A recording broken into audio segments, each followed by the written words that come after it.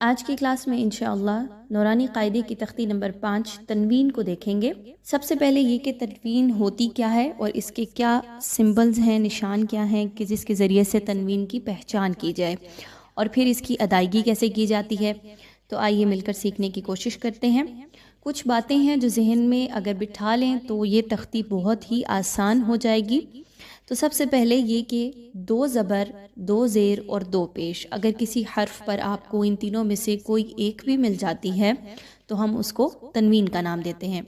अब इसकी अदायगी कैसे की जाती है, तो आम तौर पर तनवीन की अदायगी गुन्ना करके की जाती है, लेकिन कुछ ऐसे हरूफ हैं नून साकिन या तनवीन के बाद अगर वो हरूफ आ जाएं तो वहाँ पर गुन्ना नहीं किया जाता। अब वो हरूफ कौन से हैं तो हम उनको देख लेते हैं। सबसे पहले हरूफ हलकी जो कि कुल 6 हैं।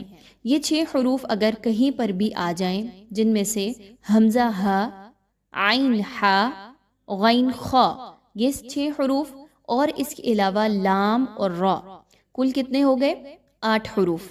ये 8 हरूफ अगर तनवीन या नून साकिन के बाद आ जाएं तो वहाँ पर गुन्ना नहीं किया जाता। याद रखिए, वहाँ पर गुन्ना नहीं किया जाता। तो जब हम इस मश्क को शुरू करेंगे तो इंशाअल्लाह साथ साथ प्रैक्टिस भी कर होती जाएगी।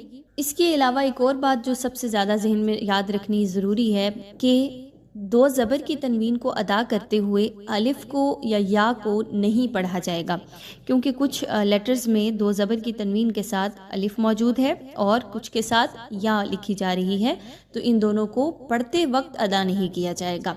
ठीक है, तो आइए तनवीन की तख्ती को शुरू करते हैं। मीम दो ज़बर मन, मीम दो ज़ेर मिन, मीम दो पेश मुन, मन मिन मुन।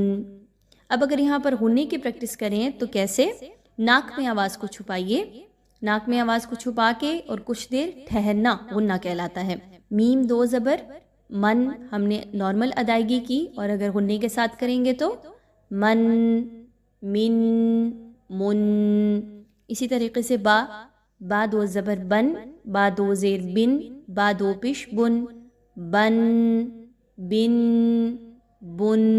ये गुन्ने के साथ अदायगी होगी और अगर विदाउट गुन्ना तो फिर बन बिन बुन।